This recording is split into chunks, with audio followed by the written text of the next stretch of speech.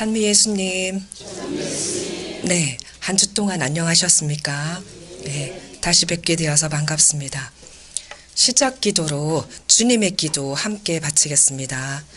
성부와 성자와 성령의 이름으로 아멘. 하늘에 계신 우리 아버지, 아버지의 이름이 거룩히 빛나시며 아버지의 나라가 오시며 아버지의 뜻이 하늘에서와 같이 땅에서도 이루어지소서. 오늘 저희에게 일용할 양식을 주시고 저희에게 잘못한 일을 저희가 용서하오니 저희 죄를 용서하시고 저희를 유혹에 빠지지 않게 하시고 그래서 구하소서. 아멘. 성부와 성자와 성령의 이름으로 아멘. 네, 제가 아직 감기가 다 낫지 않아서 목소리가 아직도 조금 이상하긴 하지만, 오늘은 대구 가톨릭 평화방송 무료 특강 1월 주제로 이야기를 하는 세 번째 강의입니다. 오늘의 그 세 번째 강의이고 함께 나눌 이야기 주제는 성경 또다시입니다.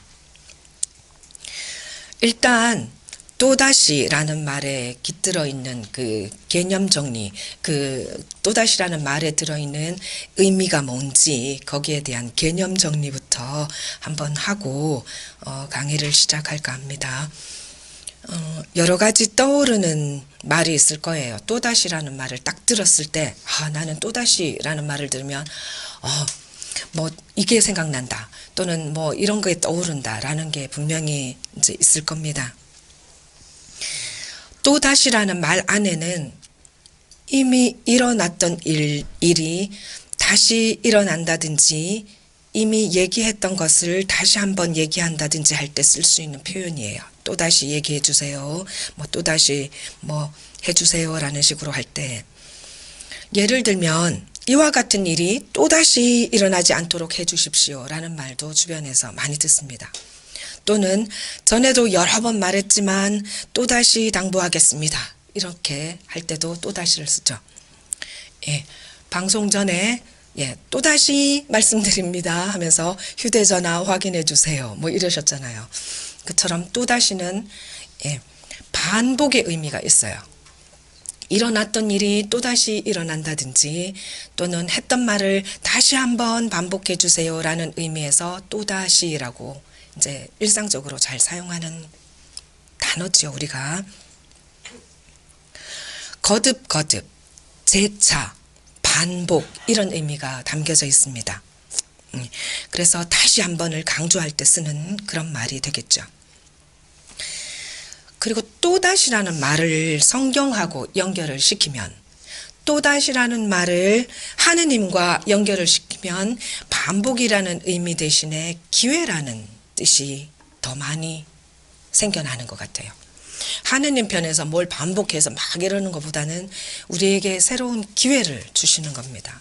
또다시 기회를 주시고 또다시 어떤 일을 할 수 있도록. 그래서 오늘 저는 또다시 안에 들어있는 여러 가지 의미 중에서 크게 뭉뚱그려서 두 가지, 하나는 하느님 편에서 생각했을 때 기회라는 의미에서 또다시, 그 다음에 또 하나는 우리 편에서 생각해서 인간 편에서 생각을 해서 또다시라는, 그것은 반복의 의미가 있다. 이런 의미에서 두 가지를 가지고 성경과 연결시켜서 그 의미를 한번 생각해 보려고 합니다. 사실 성경에 보면 또다시의 의미가 많이 나옵니다.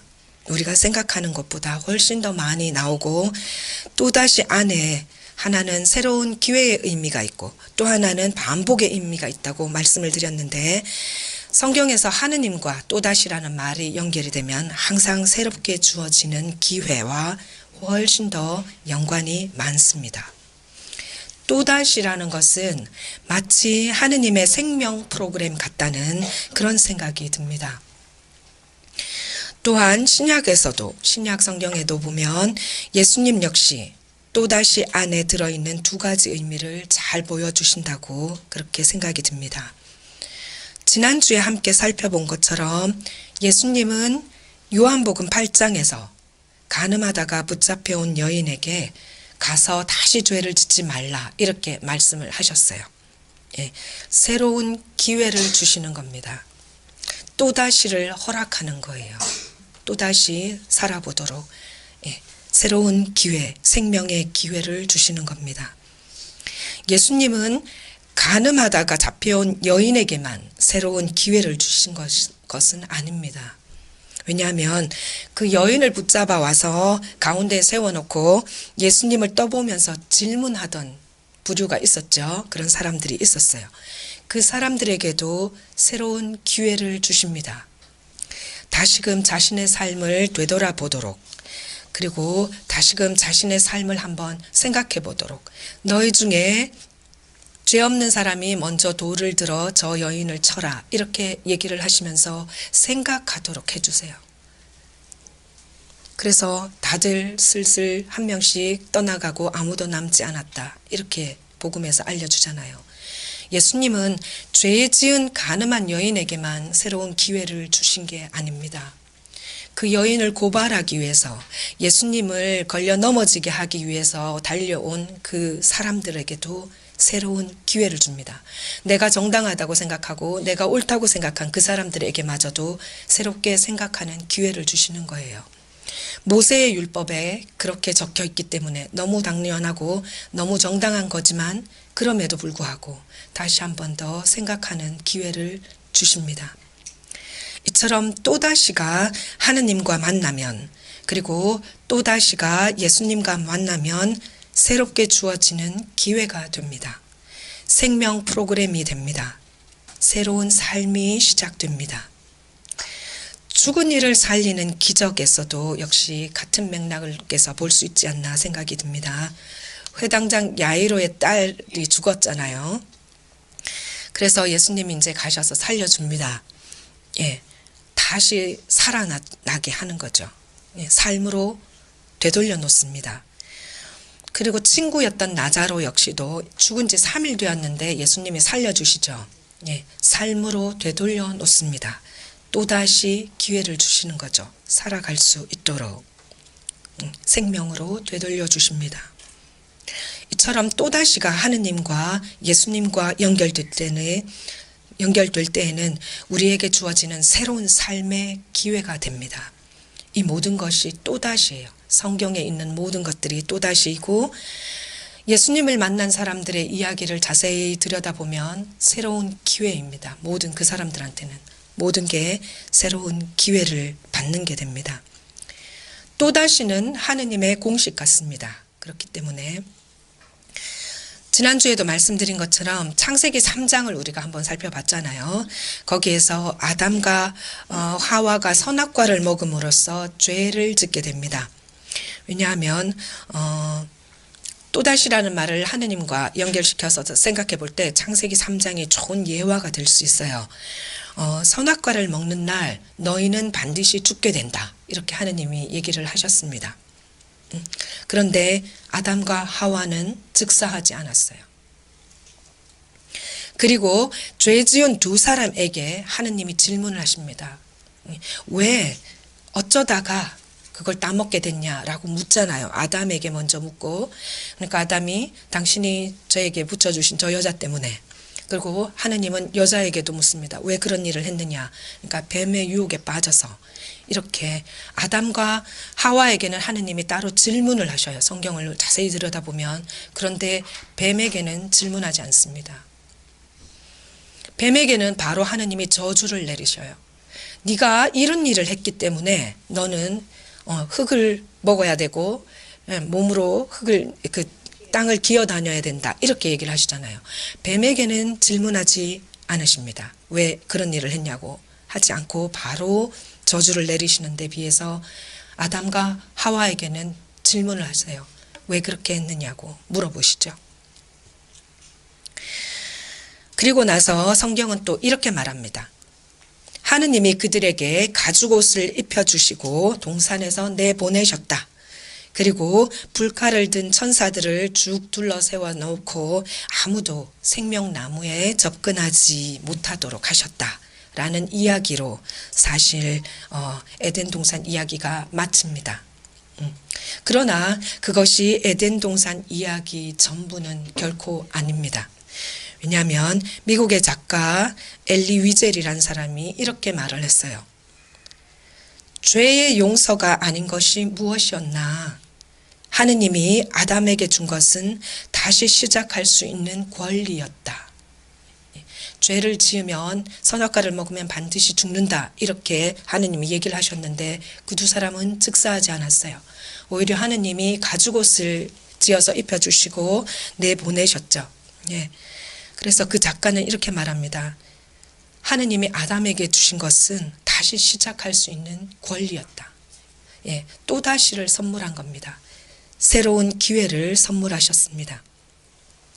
하느님은 죄를 짓는 인류를 위해서 거듭거듭 당신의 진노를 거두시고 또다시 시작할 수 있는 길을 열어주십니다. 예, 그래서 또다시는 하느님이 우리에게 주시는 생명의 기회이고 선물이고 권리입니다. 이처럼 하느님은 우리를 포기하지 않으세요. 어떠한 경우에라도 늘 길을 열어주시는 분이십니다. 때로는 나의 눈앞에서 모든 문이 닫혀지는 듯한 그런 느낌을 받을 때가 있어요. 살다 보면. 그럼에도 불구하고 자세히 살펴보면 아주 작은 창문 하나는 반드시 열어두십니다. 예, 정말 암담한 일들이 살다 보면 많이 있더라고요. 그런데도 아주 작은 창문 하나는 반드시 열려져 있다는 것을 시간이 지날수록 경험을 많이 하게 됐어요. 제가 독일에서 공부를 할 때 교수님이 암이셨어요. 근데 원체 건강한 분이었기 때문에 당신도 회복되리라고 희망을 가지고 있었고 또 모든 사람이 그렇게 생각을 했습니다. 근데 이 교수님이 굉장히 유명한 학자였어요. 그래가지고 2년치 달력이 꽉 차져 있었어요. 스케줄이 2년치가 꽉 차져 있었는데 마지막으로 미국을 다녀오시고 난 다음에 건강이 악화되셔서 이제 수술을 해야 된다는 통보를 받게 됩니다. 그래서 이제 수술을 하시면서도 이제 그 날짜가 잡혀 있었는데도 하도 이제 뭐 원체 당신이 별 걱정을 안 하시더라고요. 그래서 수술을 하시고는 일어나지를 못하셨어요. 수술을 하시고는 회복 기간을 거치셨는데 거의 2년 6개월 동안 이렇게 누워 계셨습니다. 그래서 이제 그분도 당신의 그 고통이나 병을 받아들이는 게 굉장히 힘들었었어요. 스케줄을 미루고 모든 계획을 다시 새롭게 세운다는 것 자체가 그분에게는 굉장히 힘든 일이었습니다. 그리고 저는 그분의 마지막 제자였는데 제 입장에서도 너무 급박한 거예요. 교수님이 이렇게 아프신데 어떡하나. 그리고 회복될 그런 가능성은 거의 없어 보였습니다. 그래서 이제 제가 내가 해야 할 일이 지금 이 상황에서 뭔가 내가 다른 교수님을 찾아서 떠나야 되는가 아니면 계속 나는 내가 해야 할 일을 해야 하는가 그걸 놓고 갈등을 제가 참 많이 하게 됐었어요. 갈등을 많이 하면서 어떻게 할까를 고민을 하는데 그 순간에서는 아직 교수님이 살아 계시는데 제가 교수님이 병이 있다, 암이라는 그 이유 하나로 다른 곳으로 교수님을 버리고 떠날 수가 없더라고요. 그래서 일단은 상황이 어떻게 될지는 모르고 미래는 완전히 하느님의 것이니까 일단은 맡기고 나는 내가 할 수 있는 일만을 지금 해야겠구나 싶어서 매일 하던 대로 반복하면서 공부를 했습니다.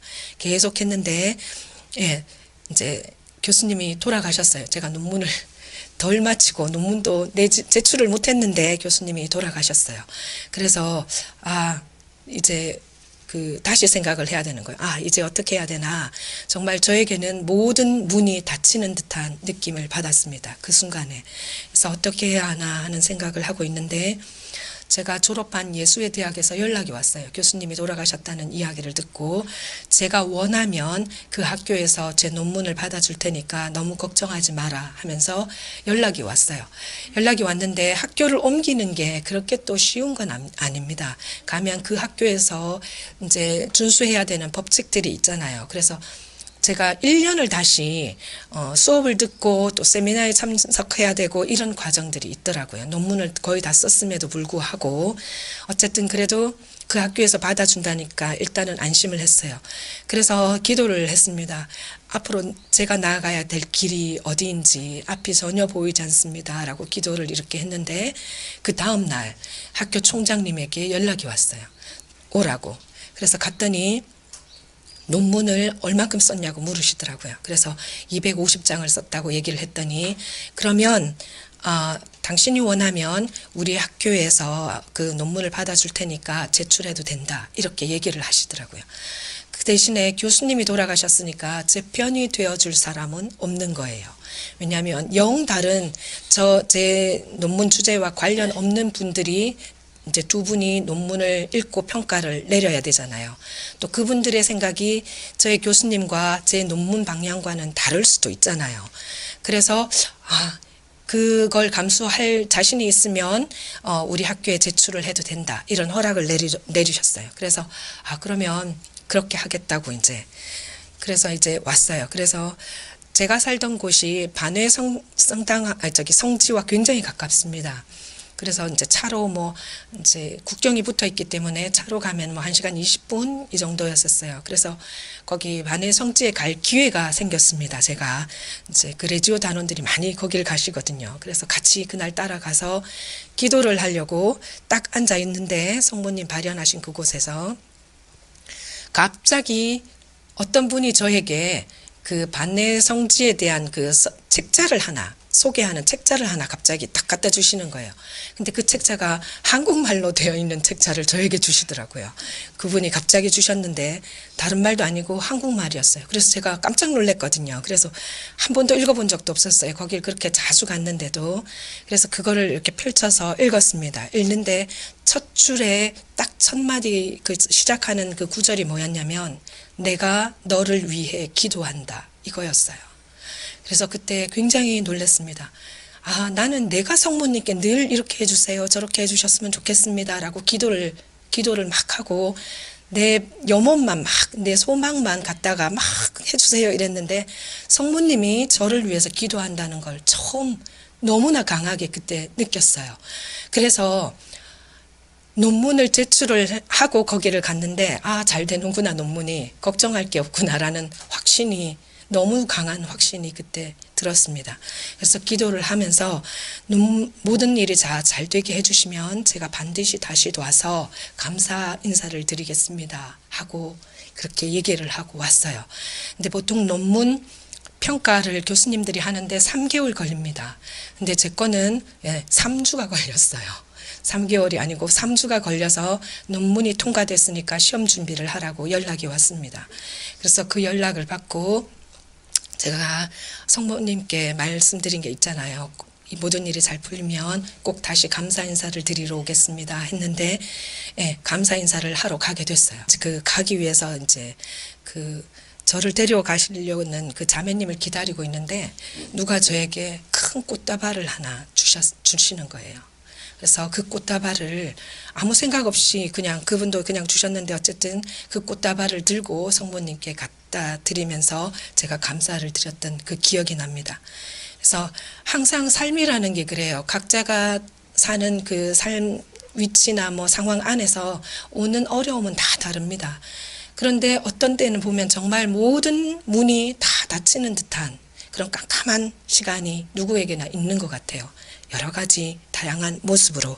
그런데도 하느님은 반드시 아주 작은 창문 하나는 열어주십니다. 우리가 잘 살펴보면. 그리고 하느님께 더 매달리고 기도하게 되면 반드시 새로운 기회를 또다시라는 선물을 주신다고 생각이 듭니다.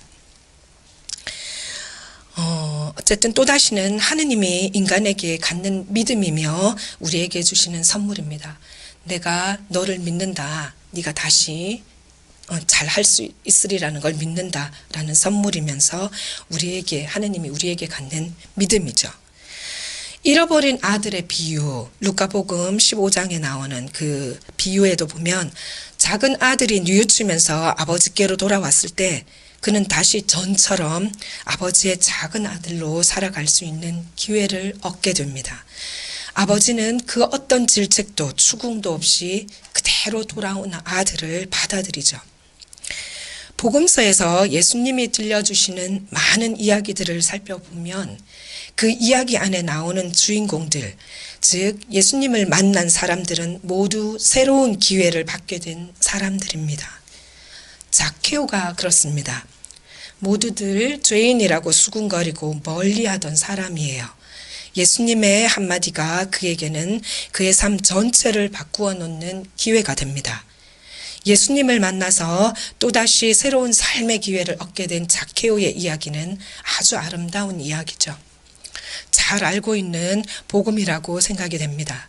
그래도 제가 한번 그 내용을 읽어보겠습니다. 예수님께서 예리고에 들어가시어 거리를 지나가고 계셨다. 마침 거기에 zakhe오라는 사람이 있었는데 그는 세관장이고 또 부자였다. 그는 예수님께서 어떠한 분이신지 보려고 애썼지만 군중에 가려 볼 수가 없었다. 키가 작았기 때문이다. 그래서 앞질려 달려가 돌 무화과 나무에 올라갔다.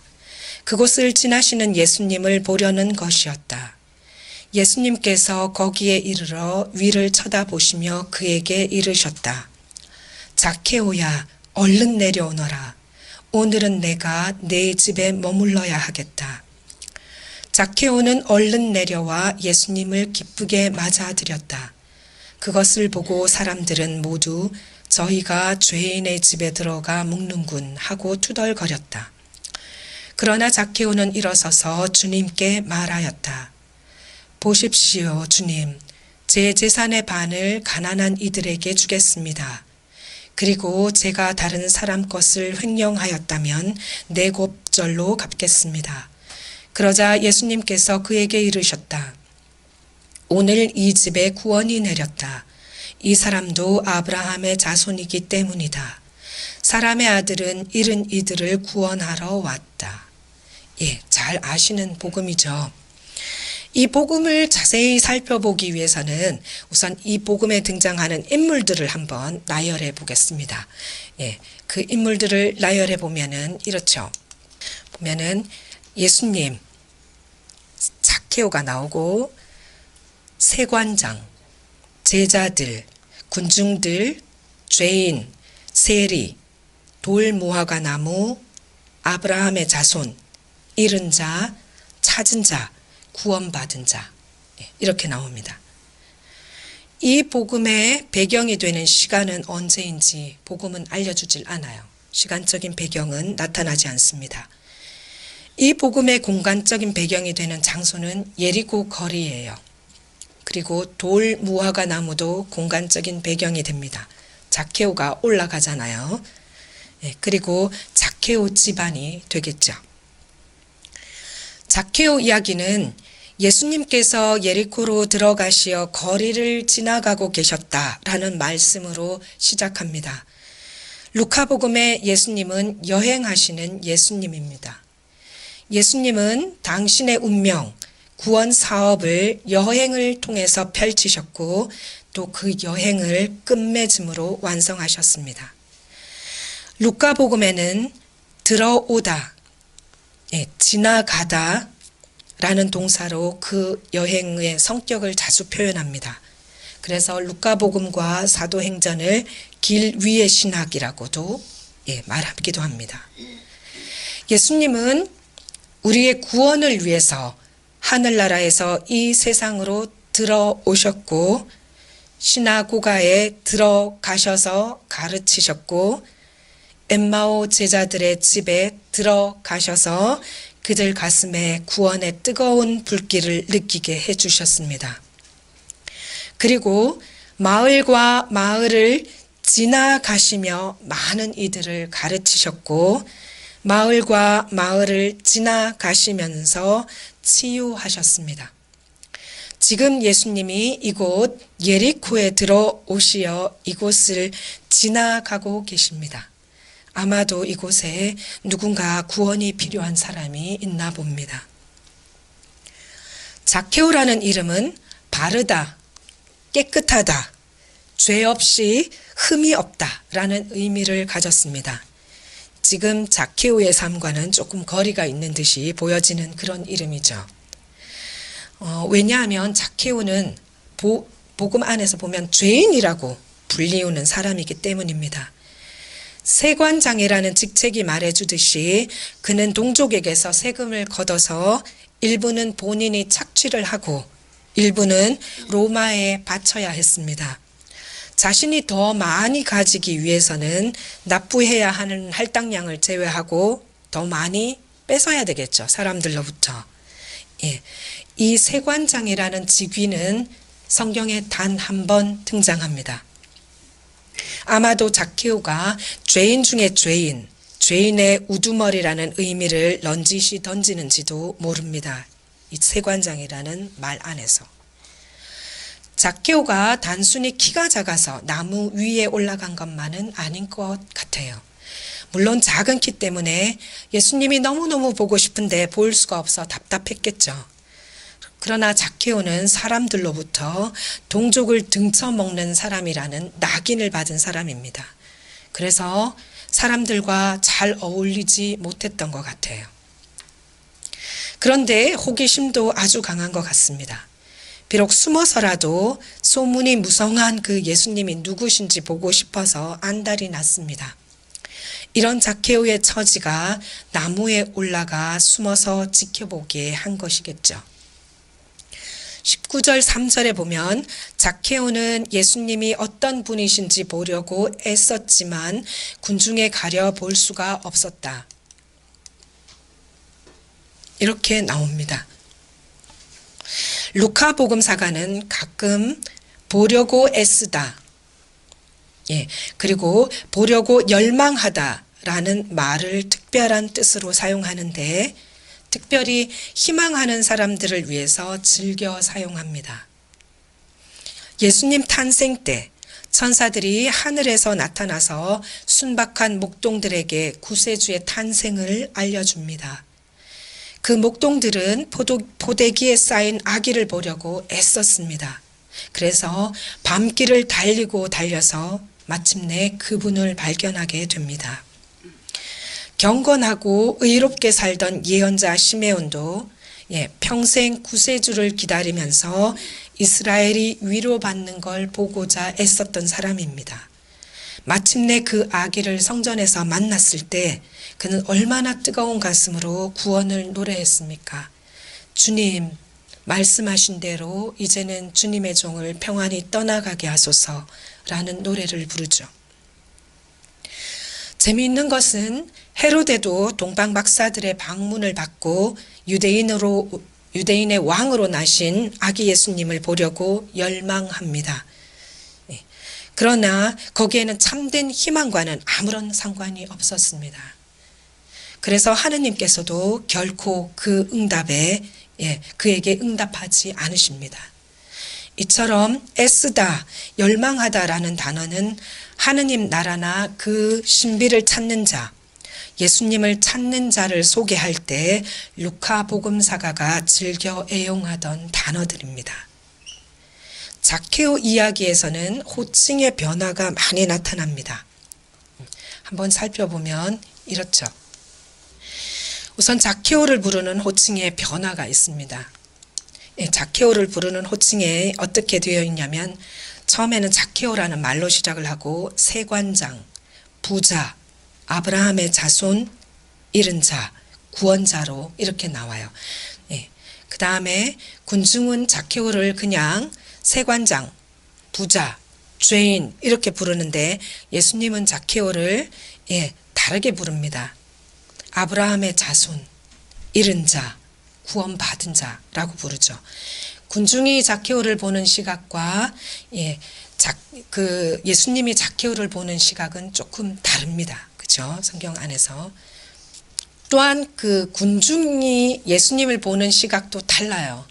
자케오는 예수님을 처음에 예수님이라고만 얘기를 합니다. 예수님을 보고 싶어 했다. 예수님을 보려고 열망했다. 예수님을 보기 위해서 돌 무화과 나무 위에 올라갔다. 이렇게 나오는데 나중에는 주님이라고 고백을 합니다. 신앙 고백이 담긴 뜻이에요. 주님은. 그래서 예수님에서 주님으로 바뀌어요.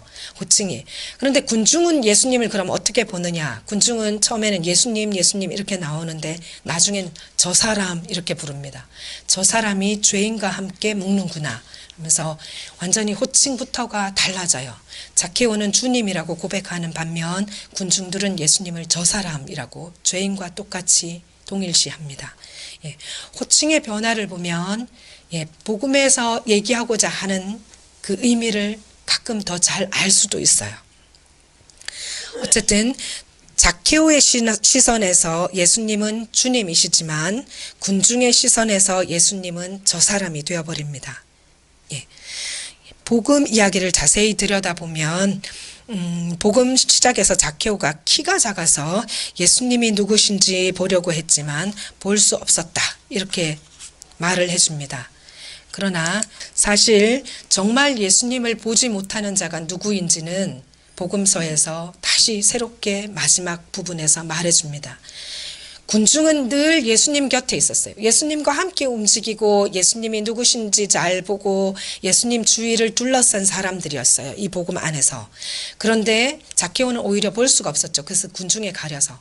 그러나 자케오가 정말 예수님이 누구신지를 알게 되는 사람입니다. 예수님이 누구신지 정말 보게 되는 사람이고 이 복음에서 정말 예수님을 보지 못하는 자가 되는 사람들은 군중들이에요. 왜냐하면 그들의 마음은 완고한 채로 남아 있습니다. 예수님을 죄인으로 같이 동일시하면서 욕을 하잖아요. 저 사람이 죄인의 집에 들어가는구나. 그래서 이 복음 안에서 정말 잃어버린 자는 자케오가 아니고 군중들이 되어버립니다. 복음 마지막에서. 그리고 정말 예수님 주변에 있지만 예수님을 보지 못하는 사람들은 군중들이에요. 어쨌든 자케오는 예수님의 또다시 새로운 기회를 받게 되고 거기에 부합하는 응답하는 삶을 보여줍니다. 완전히 새로운 모습으로 살게 되죠. 예수님은 자케오는 자신을 초대하는 분을 주님으로 알아봅니다. 그리고 그분께 약속을 드립니다. 자신이 가진 것을 나누고 자신의 속임수에 대해서 내 곱절로 보속하겠다, 배상을 하겠다라고 말합니다. 예수님께서 그 마음이 있는 곳에 보물이 있다고 하셨는데 예전에 자케오의 마음은 분명히 돈주머니에 있었을 겁니다. 그러나 예수님과의 만남이 모든 것을 바꾸어 놓죠. 그 루카복음에서는 오늘의 신학이 굉장히 중요하다고 얘기를 했습니다. 구원은 오늘 이루어지는 거라고 지난 시간에 제가 말씀을 드렸는데 자케오 이야기에 오늘이라는 말이 2번 나옵니다. 오늘 내가 너의 집에 머물겠다. 오늘 이 집에 구원이 내렸다. 그리고 예수님 탄생 이야기에서도 오늘 너희를 위하여 다윗 고을에서 구원자가 태어났으니 주 그리스도이시다. 그리고 회당에서 설교를 하실 때 루카복음 4장에 보면 오늘 이 성경 말씀이 너희가 듣는 가운데 이루어졌다. 주님의 기도에서도 보면 오늘 저희에게 일용할 양식을 주시고 그리고 십자가에서 우도에게 말씀하시죠. 오늘 내가 정녕 나와 함께 낙원에 들어갈 것이다. 오늘 구원이 이루어진다는 게 루카복음의 신학 사상입니다. 그래서 오늘의 신학, 그리고 굉장히 유명하죠. 자케오의 이야기뿐만 아니라 엠마오로 가는 제자들의 이야기를 봐도 똑같습니다. 그들 역시 삶이 처음과 마지막이 보면 바뀌죠. 엠마오로 가던 제자들은 자신의 삶을 걸고 따랐던 그분이 너무 허무하게 십자가에서 돌아가셨어요. 그래서 얼마나 낙심했겠습니까? 함께 다니던 제자들의 무리를 떠나서 고향으로 돌아가고 있었어요. 그러다가 우연히 누군가를 만나게 되고 성경 말씀을 풀이해 주는 과정에서 마음이 뜨거워지고 그래서 그분을 붙잡고 같이 식탁에 앉았을 때 빵을 떼어 나누는 과정에서 부활하신 예수님을 만나게 됩니다. 그 이후에 그들의 모습을 복음서에서 아주 명확하게 알려줍니다. 엠마오로 가던 제자들 마지막 부분을 복음이 어떻게 얘기를 하냐면 그들이 곧바로 일어나 예루살렘으로 돌아가 보니 11 제자와 동료들이 모여 정령 주님께서 되살아나시어 시몬에게 나타나셨다 하고 말하고 있었다. 그들도 길에서 겪은 일과 빵을 떼어 주실 때 그분을 알아보게 된 일을 이야기해 주었다. 그들은 지체 없이 돌아갔다고 얘기를 합니다. 삶을 바꾸는 기회를 받게 된 거죠. 처음에 여인들이 예수님이 부활하셨다고 막 말을 했을 때 아무도 믿지 않았어요. 그러나 직접 예수님이 나그네의 모습으로 함께 길을 가면서 성경 말씀을 해석해주고 그들과 함께 식탁에 앉으셔서 빵을 떼어 나누어 주실 때 그들은 예수님을 알아보게 됩니다.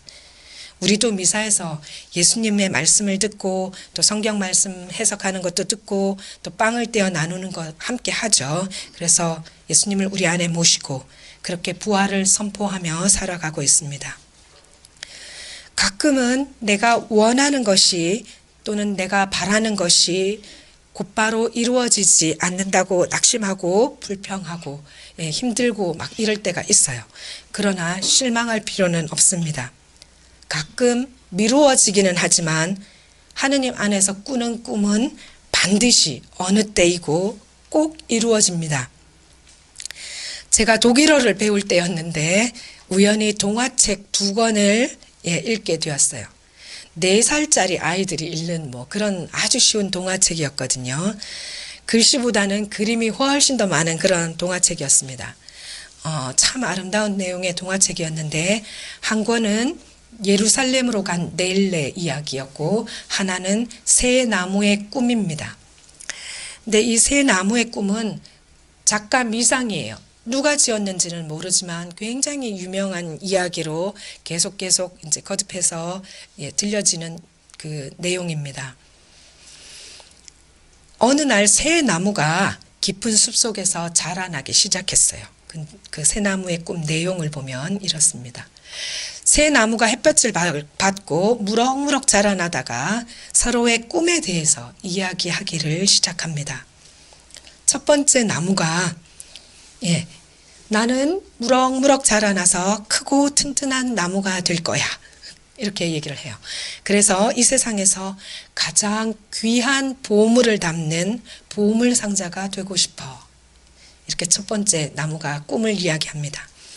두 번째 나무도 자신의 꿈을 이야기해요. 나도 무럭무럭 자라나서 아주 크고 튼튼한 나무가 되어서 아주 큰 배가 되고 싶은데 가장 위대한 왕을 태우는 배가 되고 싶어. 이렇게 얘기를 합니다. 그다음에 세 번째 나무의 꿈은 이랬어요. 나는 하늘 높이 자라서 모든 사람이 우러러보면서 놀라워하는 와 이렇게 크고 대단한 나무가 있나 라고 놀라워하는 그런 나무가 되고 싶어. 이렇게 말을 합니다.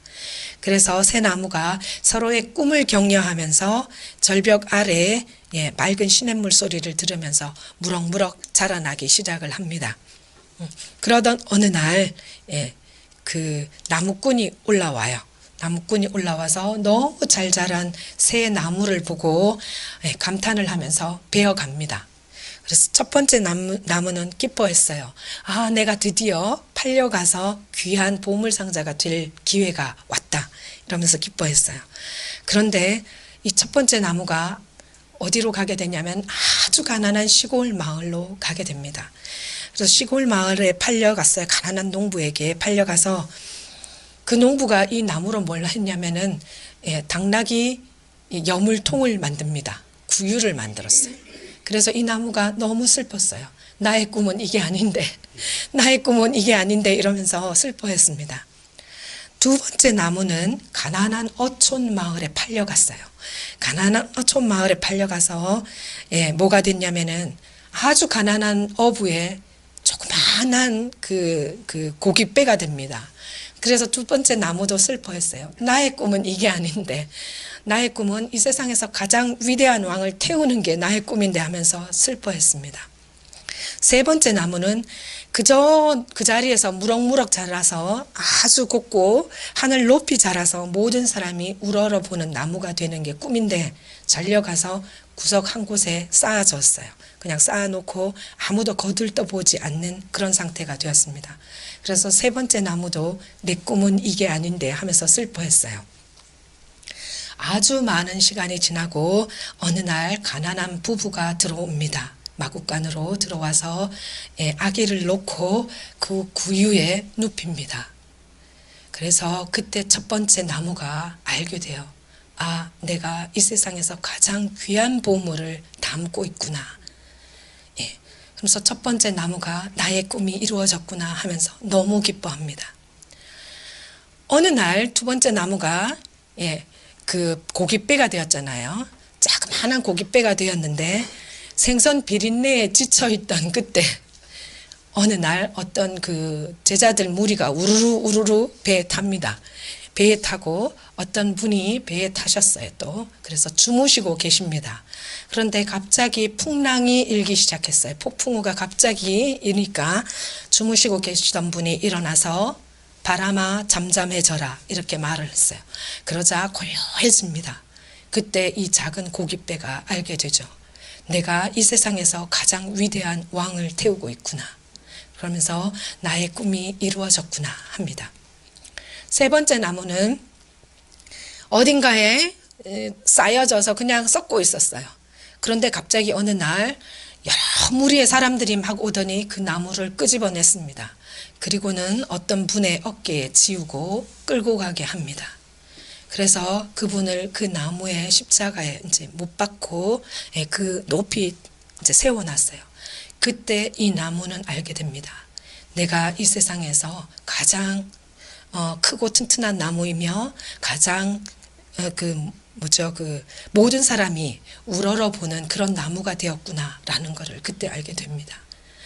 시간은 오랫동안 지났지만 이 꿈은 이루어졌죠. 그래서 이 동화가 너무 아름답기 때문에 독일에서는 아이들에게 거듭거듭해서 다른 뭐 출판하는 곳은 다 다르지만 굉장히 많은 이런 동화책으로 나와 있어요. 굉장히 아름다운 이야기입니다. 한국에서 어떤 목사님이 이 책을 번역을 하셨더라고요. 제가 어제 찾아보니까. 그래서 아마 한국에도 그 교회 출판사에서 이 책이 번역돼서 새 나무의 꿈이라는 책으로 그렇게 나와 있는 걸로 알고 있습니다. 어쨌든 우리는 하느님 안에서 새로운 기회가 늘 주어집니다. 하느님을 만난 사람들은 패자 부활전에서 마치 그 새로운 기회를 얻게 된 것과 같은 사람들이에요. 새롭게 살아갈 수 있고 다시 시작할 수 있습니다. 성경엔 정말 너무 많은 인물들이 또 이런 삶을 살고 있구나라는 걸 발견하게 돼요. 사도 베드로가 그렇죠. 예수님을 3번 모른다고 배반했지만 울며 회개하면서 새로운 삶을 또 살아갑니다. 그리고 바오로 사도 역시 마찬가지였어요. 그렇죠? 바오로 사도 역시 예수님과 제자들을 박해하던 사람이었는데 나중에 예수님의 위대한 또 제자가 되잖아요. 하느님과 연결될 때 또다시라는 말은 항상 새로운 기회가 됩니다. 하느님이 우리에게 주시는 새로운 생명 프로그램인 것 같아요. 다시 한번 해봐 하면서 용기와 격려를 주시는 것 같습니다. 어쨌든 또다시라는 말 안에는 하느님이 우리에게 주시는 어떤 새로운 공식 같은 그런 느낌이 많이 듭니다. 우리에게 갖는 믿음이면서 우리에게 주시는 선물입니다. 우리가 또다시 해야 할 이유가 바로 여기에 있는 거죠. 하느님 편에서 생각하면 또다시는 이렇게 기회예요. 근데 우리 편에서 생각하면 또다시는 반복입니다. 반복. 거듭 해야 되는 반복이죠. 내 것이 되어야 됩니다. 그냥 내 것이 되지 않으면 아무 소용이 없어요. 모든 게. 우리는 참 많은 것에 애착을 가져요. 특히 내 것에, 내가 좋다고 생각하는 것에, 귀하다고 여기는 것, 여기는 물건, 사람, 거기에 대한 애착은 말할 것도 없어요. 그런데 우리는 하느님에 대해서 그럼 내가 얼만큼 많이 애착을 가지고 노력하는지 거기에 대해서 한번 생각해 볼 필요가 있습니다. 도박하는 사람이 왜 그렇게 죽기 살기로 도박에 매달리는지 혹시 생각해 보셨나요? 제가 그렇게 질문을 하면 사람들이 이렇게 대답을 하더라고요. 예, 돈을 따려고 이러면서 예, 한탕주의로 이렇게 생각을 하시는데 글쎄 잘 모르겠습니다. 그런데 저는 어떻게 생각하냐면 도박하는 사람이 왜 그렇게 죽기 살기로 매달리고 그렇게 정말 모든 걸 걸고 그렇게 달려드냐면 내 것을 걸었기 때문이에요. 내 돈을 걸고 내 집 문서를 걸고 내 땅 문서를 걸었기 때문에 죽기 살기로 달려드는 겁니다. 나는 하느님을 위해서 뭘 걸었나요? 하느님은 우리를 위해서, 우리 구원을 위해서 예수님을 거셨습니다. 우리는 무엇을 하느님께 걸었는지, 내가 건 만큼, 내가 투자한 만큼, 내가 드린 만큼 나는 거기에 대해서 애착을 가지고 죽기 살기로 매달리게 됩니다. 예전에 1만 시간의 법칙이라는 그 공식이 굉장히 유행을 했었어요. 저는 그때 여기 없었는데 어쨌든 1만 시간의 법칙이라는 책이 있습니다. 또 1만 시간의 법칙이라는 이야기도 많이 들어보셨을 거예요.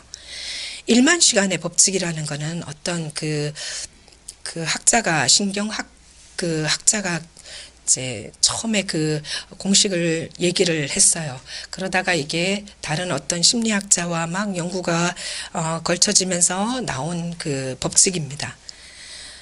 1만 시간의 법칙을 간단하게 요약을 하면 이런 거예요. 어떤 타고난 재능도 필요 없다. 지식도 필요 없고 자기 재능도 필요 없고 그 재능 두뇌도 필요 없어요.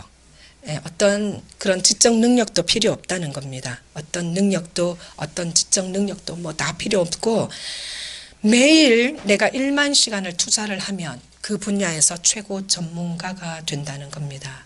이게 1만 시간의 법칙이에요.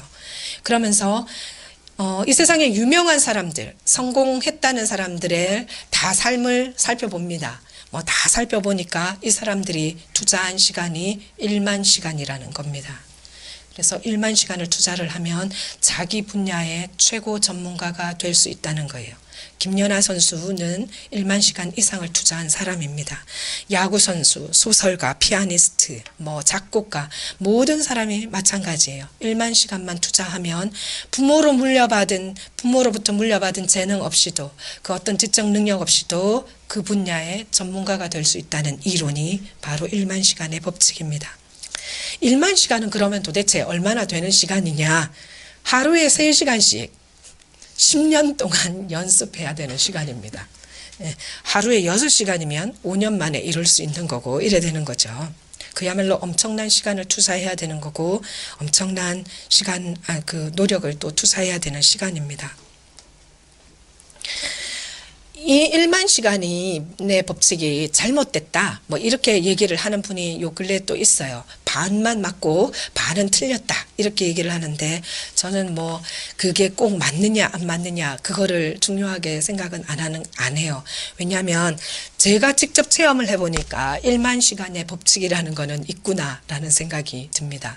내가 하느님을 위해서 1만 시간을 투자를 하든지 아니면 내가 공부를 위해서 1만 시간을 투자하면 그것은 반드시 결과가 주어지더라고요. 제가 육체 노동은 혹시나 하루에 8시간 할 수 있을지 모릅니다. 육체 노동은 힘이 들어도 8시간 할 수 있을 건데 정신 노동은 8시간 정도 못 하더라고요. 아무리 집중을 많이 한다고 해도 하루에 최고 6시간. 정말 잘 되면 그거는 뭐 한 달에 한 번 있을까 말까 하는 거고 보통은 2시간에서 4시간밖에 집중을 못해요. 하루 할 수 있는 게. 그럼에도 불구하고 제가 아침 8시부터 저녁 7시까지 공부를 이제 도서관에서 했어요. 공부가 안 돼도 도서관에서 하고 놀더라도 도서관에 가서 하겠다라는 생각으로 했습니다. 그렇게 하니까 3년 안에 끝나더라고요. 논문이. 그래서 1만 시간의 법칙이라는 거는 있구나라는 생각이 들었어요. 근데 우리가 그거를 삶에 적용을 안 해서 그렇지 사실은 많은 부분이 그게 적용이 되는 게 있어요. 모르면서도. 예를 들면 독일에서는 교수직에 이렇게 뽑을 때 박사학위를 5년 넘게 공부한 사람들은 뽑지 않습니다. 왜냐하면은 그게 1만 시간이 적용이 되는 거예요. 하루에 6시간씩 5년 공부를 하면 마친다는 거죠. 그래서 5년 넘게 공부한 사람은 그거 자격이 주어지지가 않아요. 교수의 자기 임용시험을 하든지 뭐든지에 보면. 물론 수도회 신부님 같은 경우에는 예수회 신부님들은 더 오랜 기간 공부를 합니다. 그래도 뭐 당신 수도회니까 그런 경우가 있는데 보통은 그렇게 철저하게 걸러내요. 사람들을 보니까. 그래서 1만 시간이라는 거는 내가 노력한 만큼, 내가 투자한 만큼 뭔가 결과물을 주더라고요. 그래서 우리가 하루에 3시간씩 성경 필사를 하거나 뭐 이렇게 하기는 어렵잖아요. 성경 강의를 들으러 다니거나 이런 건 물론 어려울 겁니다. 그러나 매일 꾸준한 시간을 정해놓고 내가 그 시간을 하느님께 바친다. 그게 10년이 되든 그게 5년이 되든 내 삶 마지막까지 그렇게 하겠다.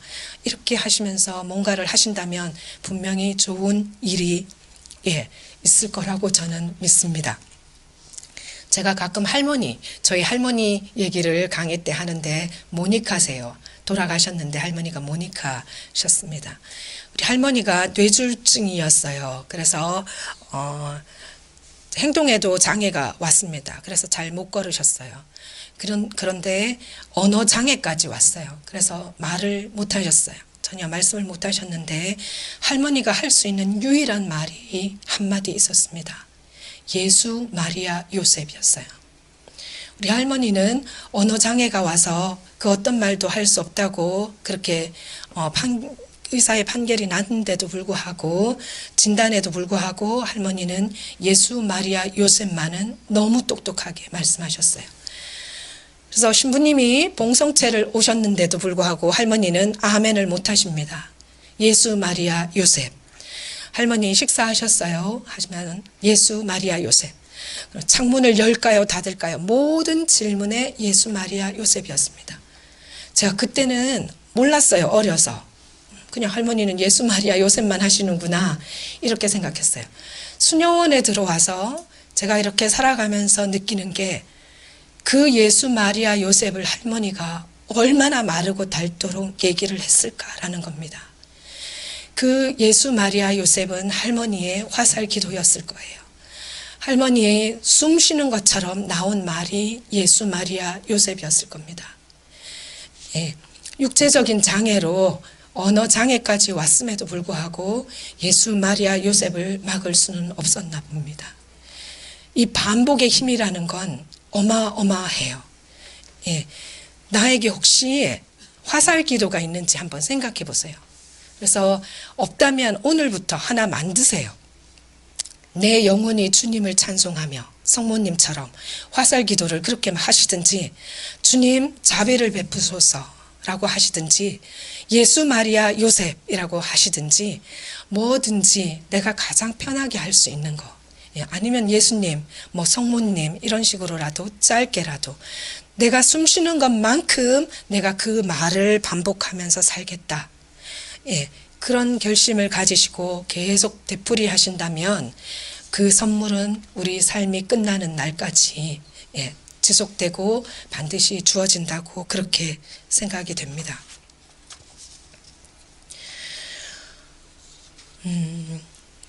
반복의 힘이 얼마나 대단하냐. 그리고 저는 거기에 대해서 이렇게 좀 경험한 게 많아요. 할머니를 통해서 경험한 것도 있지만 또 독일에서 있으면서 수녀원에서 이렇게 지낼 때 그 어떤 독일 수녀님 한 분을 만나게 됩니다. 이름이 코르델리아였어요. 코르델리아 수녀님이었는데 굉장히 그 평생을 간호사로 사신 분입니다. 이 수녀님은 다른 사람에 대한 연민의 정이 남들보다 달랐어요. 독일 사람이 좀 딱딱하고 차가운 그런 면이 많은데 이 수녀님은 그거 좀 다르셨어요.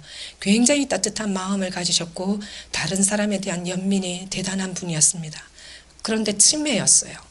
그래서 옛날 것은 기억을 하시는데 새로운 것은 전혀 기억을 못 하시고 시간 개념도 없고 전혀 그런 걸 모르시더라고요. 그런데 수녀님이 이제 굉장히 몸이 안 좋으시고 나중에 거의 돌아가실 때쯤 되었을 때 수녀원에서 이제 당번을 정해서 돌아가면서 수녀님을 지켰어요. 수녀님 방에 가서 이제 기도를 하면서 이렇게 그 임종을 지키는 그런 시간이었는데, 제가 시간이 또 좀 남아서 시간이 있고 해서 그때 저도 당번에 이름을 적고 그 수녀님 옆에 가서 앉아 있었어요. 그래서 이제 하루 종일 하루 4시간, 5시간 이렇게 옆에 있는데 묵주기도도 하고 계속 그렇게 하다가 이제 수녀님이 의식불명이었기 때문에 말씀을 못 하시고 전혀 이제 어떤 것도 안 됐어요. 대화도 안 되고. 그래서 답답해서 이제 저도 이제 고개를 딱 들었는데 수녀님 방의 벽에 달력이 하나 걸려 있었어요. 푸른 풀밭에 이제 양떼들이 바글바글한 이제 그런 그림이었어요. 달력 그림이었는데 양호실 수녀님이 그 밑에다가 큰 글씨로 뭐라고 이제 이렇게 써서 붙여 놓으셨냐면은 그 그림과 맞게 주님은 나의 목자 아쉬울 것 없노라 라는 그 글을 이렇게 딱 크게 써서 붙여 놓으셨어요. 수녀님이 읽으시라고. 그래서 제가 그냥 그 그림이 눈에 들어오고 그 글자가 하도 컸기 때문에 그게 눈에 들어와서 제가 그거를 읽었어요. 주님은 나의 목자 아쉬울 것 없노라 이렇게 말을 했는데, 의식 없이 누워 계시던 3일째 누워 계시던 그 수녀님이 파란 풀밭에 이 몸 뉘어주시고 하면서 시편 23편을 전체를 그대로 다 읊으시더라고요. 그리고는 돌아가셨습니다. 시편 23편 주님은 나의 목자 아쉬울 것 없노라. 이 기도가, 이 마지막 말씀이 수녀님의 마지막 그 기도였고 하느님께 드리는 마지막 말씀이었어요. 그래서 저는 그걸 보면서 이 시편이 의식이 없는 3일째 의식 없이 누워 계시는 그 상황에서 마지막으로 하느님께 드리는 말씀이었고 마지막으로 하느님께 드리는 기도였다는, 그걸 경험했다는 그 자체도 너무나 감사했고, 그 반복이 주는 힘이 얼만큼 큰가에 대해서 다시 한번 느끼게 되는 그런 시간이었습니다. 내가 시간을 투자를 하고 반복한 건 결코 사라지지 않아요. 내 것이 돼야 됩니다. 그냥 들었는데 잊어버렸지. 시간이 지나니까 아이고 기억이 안 나더라. 이러면은 반복하면 됩니다. 끊임없이 반복하면 그건 내 거가 될 수밖에 없어요. 옛날에 평양에 최권능이라는 유명한 목사님이 계셨답니다. 그래서 이 목사님이 막 설교를 하면서 이제 다니셨어요. 그래서 예수님을 믿어라 이러면서 막 설교를 하고 다녔는데, 그때 일제시대에 일본 사람들이, 일본 순사가 붙잡아 가서 고문을 합니다. 그 이름을 말하지 말라고 했는데 자꾸 이제 정교를 하고 다니시니까 붙잡아 가서 고문을 했어요. 고문을 하고 매로 때렸는데 한 대 때릴 때마다 예수님 이랬대요. 그다음에 또 때리면 예수님. 그러니까 그 말을 하지 말라고 하면서 또 때리니까 계속 때릴 때마다 예수님, 예수님 하면서 이렇게 말을 했답니다. 그러니까 또 때리면 예수천당 이런 식으로 막 얘기를 하니까, 아니 그렇게 맞으면서도 왜 그 이름을 자꾸 말을 하느냐 이렇게 물었대요. 그러니까 그분이 이런 명언을 말씀하십니다. 내 몸에는 예수가 꽉 차 있어서 움직일 때마다 튀어나오고 내가 말할 때마다 나올 수밖에 없다. 그러니까 그 말이 듣기 싫으면 때리지 말라 이러셨답니다. 그렇게 맞는 과정에서도 그렇게 할 수 있는지, 내 안에 예수님이 꽉 차 있어서 내가 움직일 때마다 그 이름이 튀어나온다 이렇게 얘기를 했대요. 반복의 힘입니다. 기도든지 성경 말씀이든지 내 것이 돼야 됩니다. 그게 굳이 시편 전체를 외우거나 창세기 전체를 외워야 할 필요는 없어요. 그러나 내 숨과 더불어 내가 매일 하는 그런 어떤 화살 기도가 있다면 그것만으로도 저는 충분하다고 생각합니다. 하느님이 멀리 계시거나 숨어 계시거나 하는 그런 순간에도 거듭해서 그 기도를 반복하고 되풀이한다면 우리 삶에 조금이나마 위안이 되고 또 숨통이 트이는 그런 시간이 될 겁니다. 오늘은 성경 또다시라는 말씀으로 함께 나눠봤는데, 하느님으로부터 올 때는 그게 우리에게 새롭게 주어지는 기회가 된다는 것, 그리고 우리 편에서는 응답하는 방법이 반복해야 된다는 것, 재차 거듭 노력해야 된다는 것에 대해서 오늘 함께 나누어 봤습니다. 어쨌든 통독도 많이 하시고 강의도 많이 들으러 다니시고 기도도 많이 하시고 성경도 많이 읽으시고 하시는데 반복이 중요해요. 한 번 했으니까 라고 그만두는 게 아니고 내 것이 될 때까지, 움직일 때마다 그 이름이 튀어나오고 그 기도가 튀어나올 때까지, 그렇게 내 것이 될 때까지 노력하시는 그런 시간이 되었으면 정말 좋겠습니다. 마침 기도로 영광송 바치겠습니다. 성부와 성자와 성령의 이름으로 아멘. 영광이 성부와 성자와 성령께 처음과 같이 이제와 항상 영원히 아멘. 성부와 성자와 성령의 이름으로 아멘. 감사합니다.